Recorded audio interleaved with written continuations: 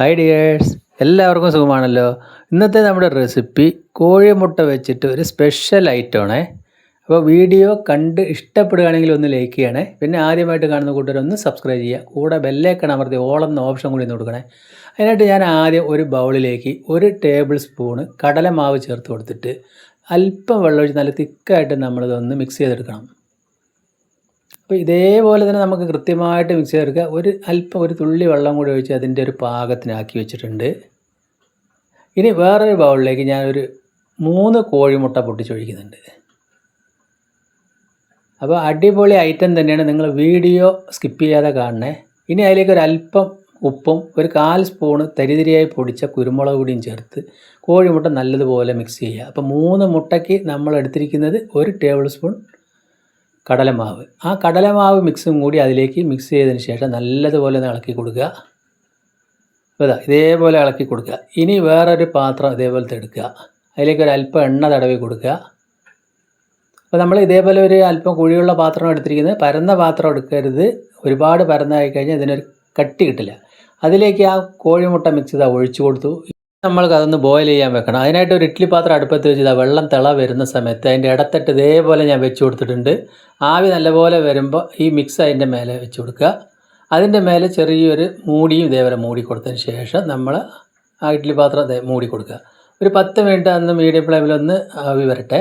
ഇനി അതിലേക്ക് വേണ്ട ഒരു 6 വെള്ളുള്ളി കട്ട് ചെയ്തതും 2 തക്കാളി, 2 സവാള, 2 പച്ചമുളക്. അപ്പോൾ 2 തക്കാളി, 2 സവാള, 2 പച്ചമുളക് എന്തായാലും എടുക്കണം. ഞാനൊരു 15 മിനിറ്റോളം വെച്ചതിന് ശേഷം അത് എടുത്തിട്ടുണ്ട്. നോക്കുമ്പോൾ അത് കറക്റ്റായിട്ട് കിട്ടിയിട്ടുണ്ട്, അത് ബോയിലായി വന്നിട്ടുണ്ട്. അപ്പോൾ നമ്മൾ കുത്തി കൊടുക്കുമ്പോൾ പച്ചപ്പൊന്നുമില്ല. നല്ലപോലെ ചൂടാറാൻ വെക്കുക.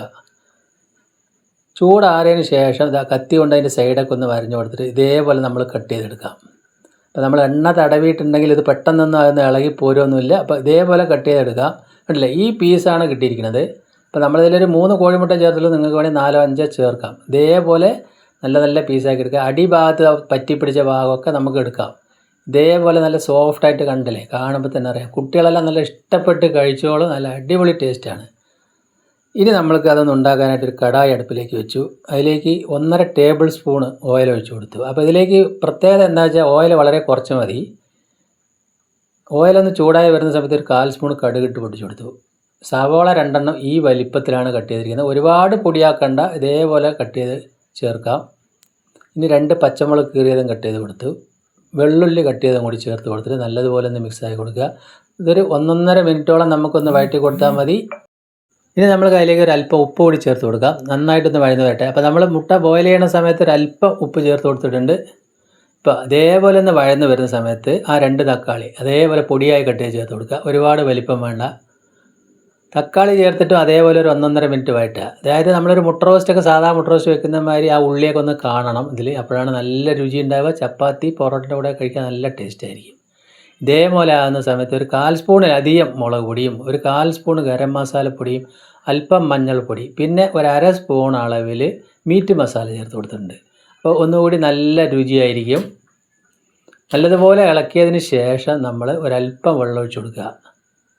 അപ്പോൾ നമ്മൾ ഇതൊക്കെ മീഡിയം ഫ്ലെയിമിൽ വെച്ചിട്ട് തന്നെയാണ് ചെയ്യേണ്ടത്. അതേപോലെ ചെയ്താൽ മതി. വെള്ളം ഒഴിച്ച് കൊടുത്തു. ഇനി ഒരു 2 മിനിറ്റോളം അടച്ചു വെച്ച് ഒന്ന് തിളച്ച് വരട്ടെ. ആ മസാലയൊക്കെ ഒന്ന് ശരിക്കും ചേർന്ന് പിടിച്ചതാ.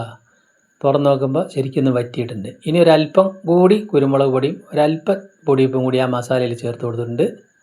എന്നിട്ട് നല്ലതുപോലെ ഒന്ന് മിക്സ് ചെയ്തതിന് ശേഷം കട്ട് ചെയ്ത് വെച്ചിരിക്കുന്ന ആ മുട്ടയുടെ പീസും കൂടി ചേർത്ത് കൊടുക്കുക.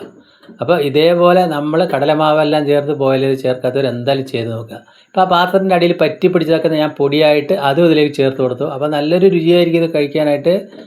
അപ്പോൾ എന്തായാലും നിങ്ങൾ ഇതേപോലെ ഒന്ന് ചെയ്ത് നോക്കണേ. കുറച്ചൊക്കെ ഇത്തിരി പണിയെടുത്താലും കുട്ടികളെല്ലാം നല്ല ഇഷ്ടപ്പെട്ട് കഴിച്ചോളും. ഒരല്പം ചൂടുവെള്ളം 1 സ്പൂൺ ചൂടുവെള്ളം ഒഴിച്ചിട്ട് ഞാനത് ഒന്നുകൂടി 2 മിനിറ്റ് അടച്ച് വയ്ക്കുന്നുണ്ട്. മസാലയൊക്കെ ഒന്ന് ആ കോഴിമുട്ടയിൽ ചേർന്ന് പിടിക്കാൻ വേണ്ടിയിട്ടാണ്. 2 മിനിറ്റ് കഴിഞ്ഞപ്പോൾ തുറന്ന് നോക്കി കണ്ടില്ലേ, ഇതാണ് ഇതിൻ്റെ കറക്റ്റായിട്ടുള്ള പാകം.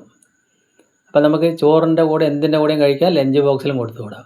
അപ്പോൾ അതിലേക്ക് കുറച്ച് മല്ലിയില കൂടി അതിലേക്ക് ചേർത്ത് കൊടുത്തപ്പോൾ നല്ല അടിപൊളിയായി ഭംഗിയായി. ഇപ്പോൾ നമുക്ക് കാണുമ്പോൾ തന്നെ അറിയാമല്ലോ, നല്ല ടേസ്റ്റാണ് ഇത് കഴിക്കാൻ. പനീറിൻ്റെയൊക്കെ പോലെ കാണുമ്പോൾ ഉണ്ട്. അപ്പോൾ അതിൻ്റെ ഫ്ലെയിം ഓഫാക്കിയിട്ട് ഞാനത് അടച്ചു വെച്ചു. ഇനി നമുക്കതൊന്ന് ഒരു 5 മിനിറ്റ് കഴിഞ്ഞിട്ട് വേറെ പാത്രത്തിലേക്ക് ഞാൻ സെർവ് ചെയ്ത് കാണിച്ചു തരാം. അപ്പോൾ അടിപൊളിയായില്ലേ. എൻ്റെ ഈ വീഡിയോ നിങ്ങൾക്ക് എല്ലാവർക്കും ഇഷ്ടപ്പെട്ടെന്ന് വിശ്വസിക്കുന്നു. ഇഷ്ടപ്പെട്ട് കഴിഞ്ഞാൽ ഒന്ന് ലൈക്ക് ചെയ്യണേ. ഒരുപാട് മുട്ടയുടെ റെസിപ്പി എൻ്റെ ചാനലിലുണ്ട്, വേണ്ടവർക്ക് കാണാം. ഇന്നിപ്പോൾ നമ്മളൊക്കെ ചപ്പാത്തിൻ്റെ കൂടെയാണ് ഇത് കഴിക്കുന്നത്. അപ്പോൾ സൂപ്പർ ടേസ്റ്റ് തന്നെയാണ് ചപ്പാത്തിൻ്റെ കൂടെ കഴിക്കാൻ. വീണ്ടും നല്ലൊരു വീഡിയോ ആയിട്ട് കാണാം. താങ്ക്